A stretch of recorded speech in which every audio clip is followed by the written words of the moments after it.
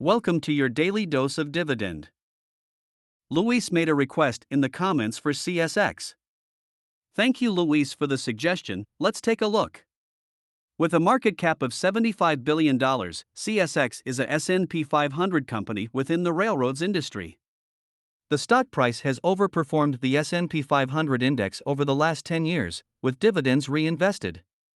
Let's briefly analyze some key fundamentals.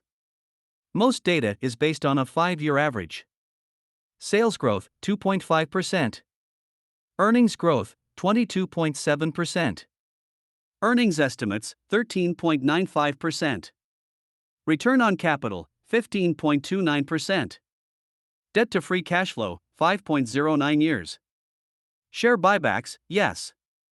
And now for some dividend metrics. Dividend yield, 1.15%. Payout ratio, 23.19%. Growth rate, 9.63%. Growth years, 5 years. That gives CSX 6 out of 10 points. Well, that's a mediocre score.